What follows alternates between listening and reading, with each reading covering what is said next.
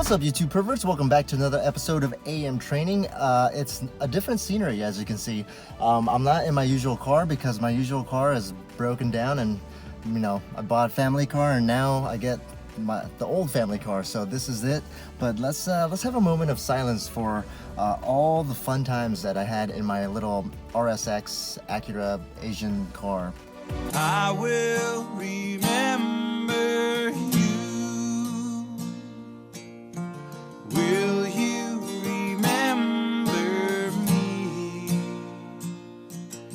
Don't let your life pass you by, and weep not for memories. All right, so it's week 3 of my prep, but let's talk about week 1 and 2, specifically about eating. I mean, I don't usually do any kind of if it fits your macros or anything like that, but I have been food prepping just to save time because I'm in physical therapy school and you just don't have time, especially since you're trying to go to the gym instead of eat. So I'm trying to plan ahead and make sure. So I recommend HelloFresh because I don't do it anymore, but I did a good 2 months of it, and it kind of teaches you how to cook, because all I knew how to cook was rice and bacon. Rice because I'm Asian, bacon because I'm a man. So those were pretty much the only things I knew how to cook. But after HelloFresh, I mean, week 1 I made from scratch ribeye steak with balsamic vinaigrette with potatoes. And week 2 I had pork with a balsamic vinaigrette with mushrooms and asparagus, which RIP to all the guys that were next to me at the urinals, because that asparagus is definitely strong stuff. And week 3 today, this week I've had, it's Asian inspired bulgogi beef with some pickled cucumber and some zucchini, which is great because I usually don't eat any veggies. Back in the day, I used to just blend up all my veggies and kind of drink it and down it all in one day, so I don't have to worry about eating them for the rest of the day. But I actually know how to make them tolerable now, especially coming from me, because I just love to eat meat. And veggies are good. So let's talk about training. Training is going well.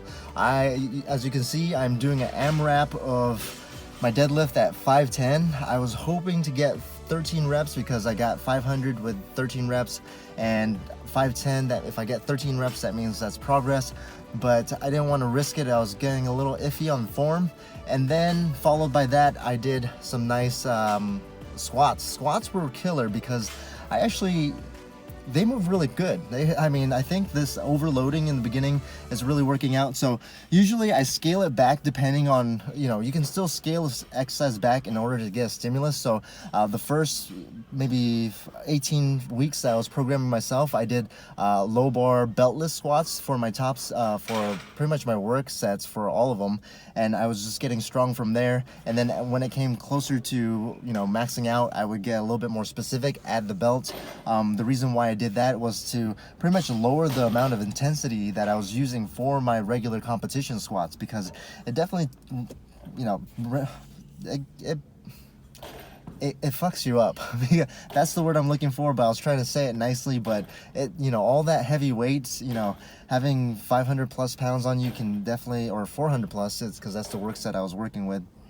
It can definitely add up. So with this new prep that I'm using, that you're seeing, I'm overloading. I'm going the exact opposite. And the reason why I did that instead of going beltless again, because I had great success adding 50 pounds to my squat within the last 18 weeks or so, just because now I think it's a mental thing, because I am messing myself up, because I feel like once it hits over 500 pounds on my back, I start to freak out a little bit. My depth isn't hitting it as low because I kind of I'm a little scared. I'm a little bitch. I'm gonna admit to that. So what I'm doing differently is really, it's more of a mental thing and getting used to it. Mental, and also post-activation potentiation kind of thing is really making my work sets feel lighter, and I think it's working, because 405 for sets of 8 has never felt so light. What you saw was pretty much my second set of 405, and that was that was moving pretty well, but the first set even moved even faster. If I were to AMRAP right away, I bet I could get maybe 16 reps, 17 reps with 405, which my max with AMRAP for that I think was like maybe 12 or 13. So progress is going well. The only progress that's not going well is my shoulder. So I said that I would promise I'm not gonna edit this out because I don't have time to edit this out, so you're gonna hear me stumble, you're gonna hear me mess up, but I promised that I would talk about the overhead shrug in my next video, which is this video.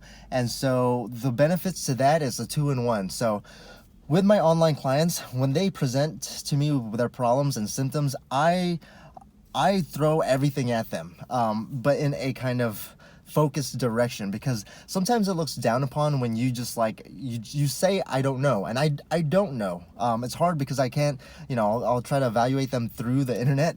It's a little hard that way, but the thing is, you don't know, and there's nothing wrong, because it is looked down upon when you don't know the exact thing and you just kind of do a shotgun approach. But what's the end goal? We have to look at the end goal. For me, it's lifting heavy ass weight and competing. So if I'm throwing everything at the kitchen sink, why wouldn't you not want to get strong? Why wouldn't you not want to get, feel better? So those are the things that I consider. So when a client comes to me and they have a problem, I'm gonna throw shit at them that may not help out their problem, but it's definitely gonna get them freaking stronger. So for me, overhead shrugs, there's 2 reasons why I do this. Is because one of them, I think they're underrated, because when you want to work out your upper traps, people like to do the regular shrug, but the problem with that is that us powerlifters tend to be in a depressed scapular depression or downward rotation position to begin with, because of heavy deadlifts, heavy bench press, and heavy squats. So we're always depressing our shoulders, and so what that's going to do is that's going to kind of, the scapula, the ball and socket kind of sits a little bit higher, so at an angle. So if what happens, I'll put a picture up here over my face to let you kind of visualize. If you are always in that downward position, then gravity is going to kind of pull, and you're not getting that friction or even that approximation of that glenohumeral head. That humeral head into the glenoid is what I'm saying. And so you're basically not having that nice and flush. So basically what we want is to have that head into that socket really nice and flush. And so with you being able to tilt your scapula a little bit more upright, hence the upper trap rotation, or working your upper traps, that's going to help facilitate that better angle for you. So if you don't have your rotator cuff muscles strong, then it's not going to be able to pull that head into that socket. So that's why you hear a lot about having rotator cuff work being important. Not only does it pull into that socket a little bit more, but it's also going to help with the PICR, which is acronym for the path of instantaneous continuous rotation. Those are fancy words for does it spin in place, because when you have a joint that, if you know the concave convex rule, basically you want the joint to slide in place. I'm not gonna get into it because that's another video that I'll probably explain, but you want that joint to slide in place, because if it doesn't, then it's gonna roll out of the socket, and that's gonna either cause impingement or kind of mess with your biomechanics of your muscles or your joint. So with that being said, the second reason why I do overhead shrugs is not only to get jacked and tan, but also it's gonna help with thoracic outlet syndrome.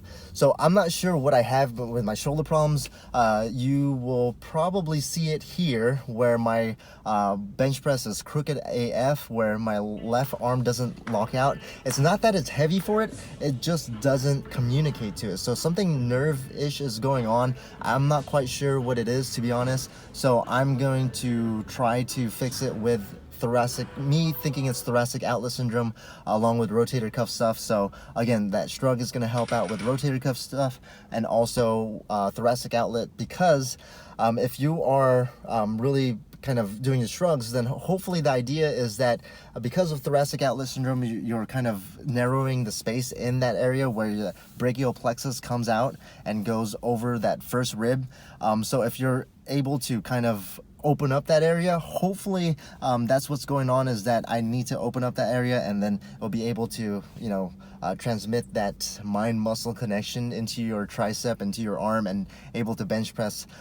So that's the whole idea why I'm doing shrugs too. I feel like it feels better after I do shrugs, so hopefully that's, you know, if it's placebo, then I'll take it at this point, because I've been struggling for this since last April, and this has been really annoying. So hopefully that helps out me, and possibly you. I'm not sure if you guys have any thoracic outlet syndrome or anything like that, or anything that might help out. But hey, if I'm wrong, then at least I'm gonna have some really jacked upper traps, right? Because you know, the way to protect the neck is to get rid of it.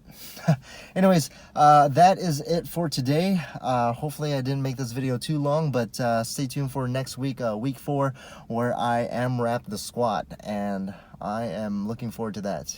I don't know if that's sarcasm or I'm really looking forward to it, because I think my squat is getting up there, even though my knee is getting a little bit more inflamed. But stay tuned. Train hard, train smart.